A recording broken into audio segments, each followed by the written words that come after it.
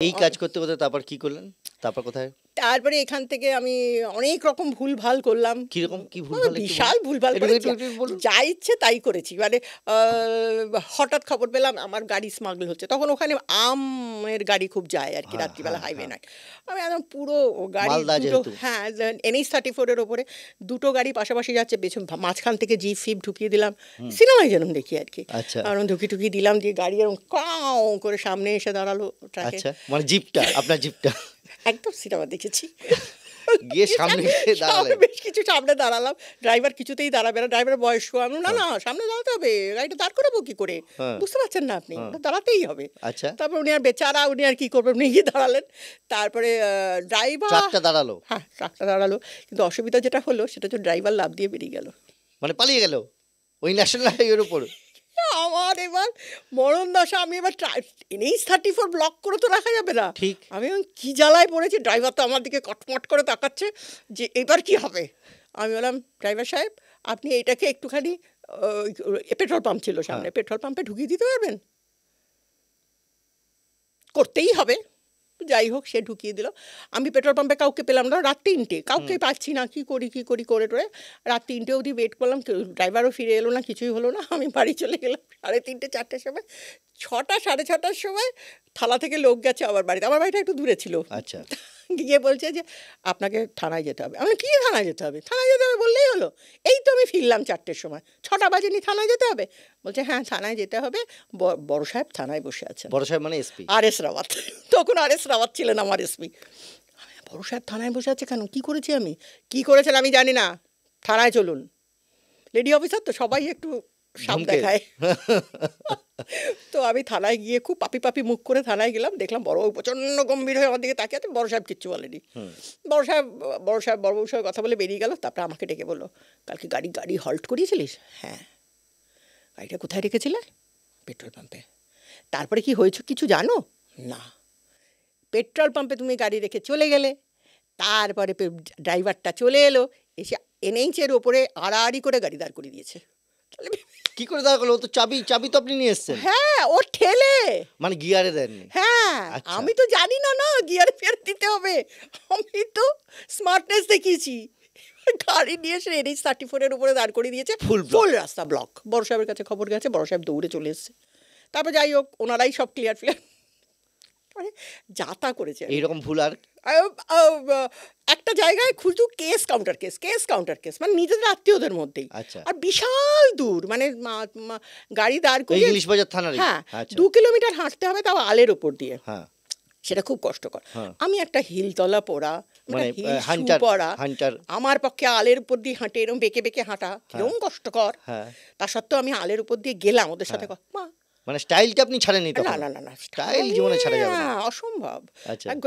গুড় করে হেঁটে হেঁটে গেছি, এরকম নাচতে নাচতে প্রায় ব্যালেন্স করতে করতে ওমা, আমাকে দেখে সবাই পালিয়ে গেল। আমি বললাম আমি কিছু করবো না, আমি একা এসছি, গাড়ি তো অনেক পেছনে, আমি ওখানে কি করব? সবাই পালিয়ে গেল। আমি এত রেগে গেলাম যে পাম্পটা নিয়ে চলে এলাম। এসে করলেন কলাসিস পাম্পটা তুলে নিয়ে চলে এসেছি, গাড়িতে রেখে গাড়ি নিয়ে চলে গেলাম ইলিশ বাজার থানায়। মালবাবুর কাছে দিয়ে বললাম ওই লোকগুলো আবার আসবে, এসে ওদের মধ্যে মিউচুয়াল আন্ডারস্ট্যান্ডিং করাবো, কেস কাউন্টার কেস যেন না হয়। আপনি মালবাবু এটা রেখে দিন, এটা কিছু করতে হবে না, মানে সিজও করবো না, কোনো কেসও করবো না, ওদেরই ফেরত দিয়ে দেবো, বাট এটা রেখে দিন, মানে যাতে ওরা আসে।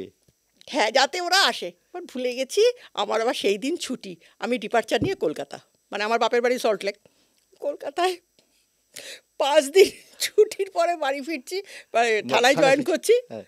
বাবু বলছে তোকে CI ডাকছে, শিগগিরই চলে যা। কেন আমাকে CI সাহেব ডাকছে কেন? ডাকছে তোর এগেনস্টে কোর্টে কমপ্লেন হয়েছে, কত লক্ষ না কত বিঘা জমি সব খারাপ হয়ে গেছে, জল দিতে পারেনি, পাম্প মালবাবুর কাছে রেখে গেছো, কোনো জিডি করনি, কোনো কেস করনি, কিচ্ছু করনি, নিজের ইচ্ছে মতো রেখে গেছো, তোকে CI ডাকছে যা, তোর এগেনস্টে কেস হয়েছে, সেই কেস CI ইনভেস্টিগেট করছে, যা। আমি তো গুট করে CI-এর কাছে গেলাম। CI সাহেব অনেক সিনিয়র অফিসার ছিল, অনেক সিনিয়র, উনি আমার দিকে তাকিয়ে বললেন কী হয়েছিল? বললাম যে স্যার শুধু কেস কাউন্টার কেস হচ্ছে, আর সব কেসগুলো আমাকে পড়ছে, আর সব ফালতু কেস, সব কটা মিথ্যে কেস। আমি স্যার ওটা নিয়ে এসেছিলাম ওদের মধ্যে মিউচুয়াল করাবো বলে। যে ওই পাম্পটা নিয়ে আসলে সবাই থানায় চলে আসবে, তখন মিউচুয়াল করে দেবো, আর কেস কাউন্টার কেস হবে না। বুঝেছি। জিডি করোনি কেন? আমরা স্যার জিডি করিনি, ভাবলাম বাবা জিডি করবো, জিডি করলেই কেস, কেস করলেই ঝামেলা, দরকার নেই, লোকগুলো শুধু শুধু ঝামেলায় পড়বে, দরকার নেই, আমি কথায় কথায় ম্যানেজ করে দেবো, কথায় ম্যানেজ করে ওকে দিয়ে দেবো। তুমি কথায় ম্যানেজ করে দেবে, ওরা কোর্টে গিয়ে তোমার এগেস্টে কেস করেছে, এবার তুই কথায় কী করে ম্যানেজ কর? যাও, আমি দেখে নিচ্ছি। উফ বাবা, ডেড বডি। আমি নাইট টাউন নাইট করছি, আমাকে খবর এসছে যে একটা ডেড বডি আছে, তোমাকে ডেড বডিটা দেখতে হবে।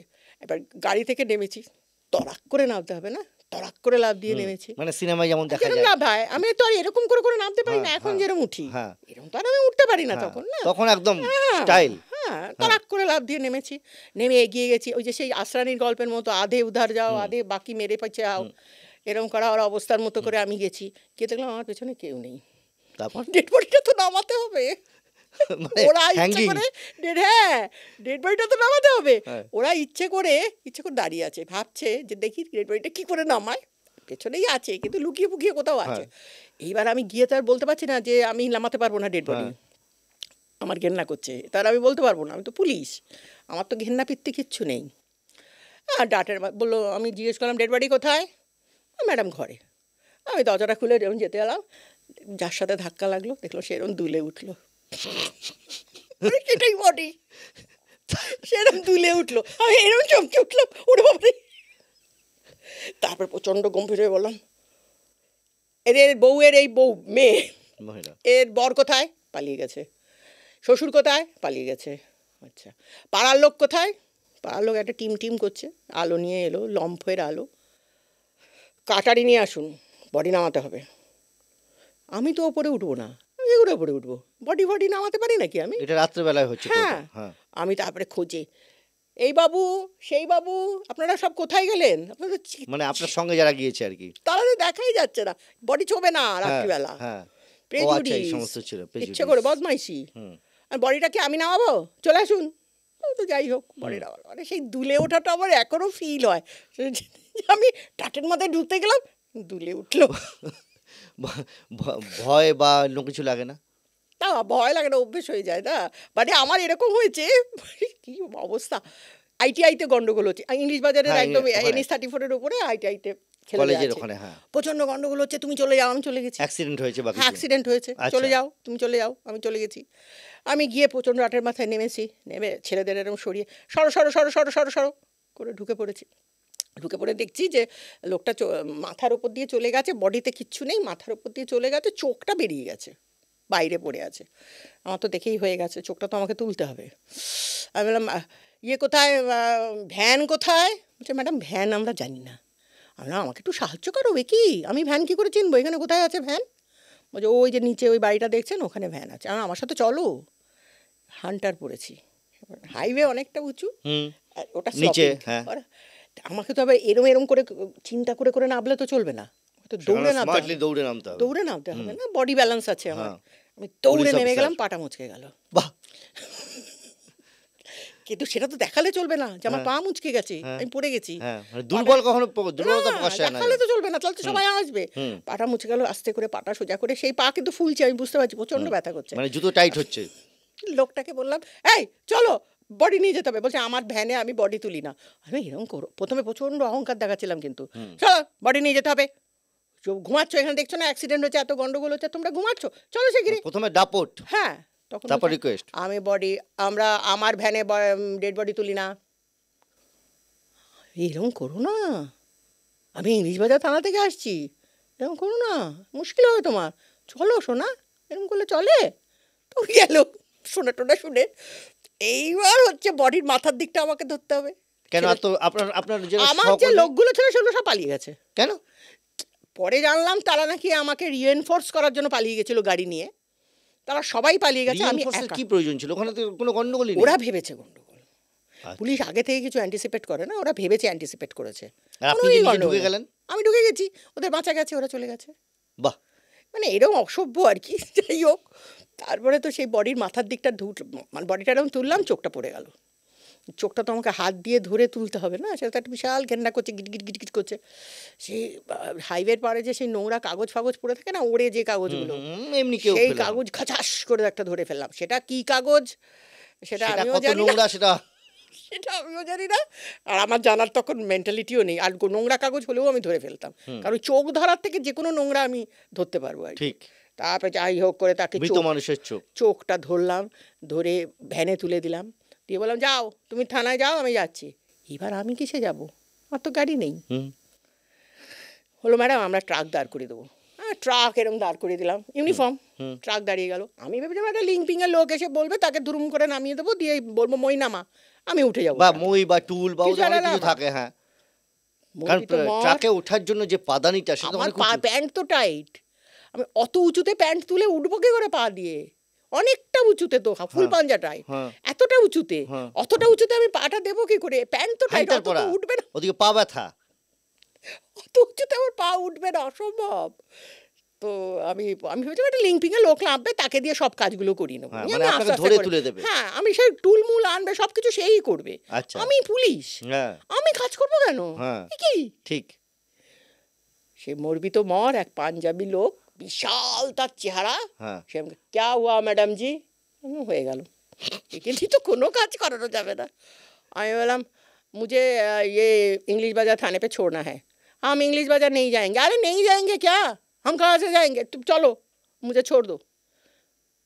उठा आइए आइए आइए मतलब क्या है, हाथ बढ़ाओ। সে বেচারা হাতটা বেড়েছে, আমি তো হাত ধরে ঝুলে পড়েছি।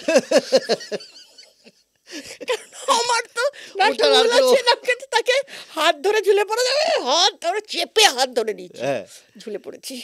তারপরে সে প্রায় আমাকে এরকম করে তুলে নিল, মানে তার কাছে আমি তুলে নেওয়াটা কোনো ব্যাপারই ছিল না, সে তুলে নিল। এবার তারাই নামালো, আমি থানায় গিয়ে প্রচণ্ড গালাগালি দিলাম। কিন্তু আমার এরকম হয়েছে, মানে ইংলিশ বাজার থানা পিরিয়ডে, সারাটা পিরিয়ডে আমার সঙ্গে যে কি হয়েছে আর কি হয়নি, মানে আপনিও জ্বলেছেন, অন্যদেরও জ্বালিয়েছেন। একদম একদম।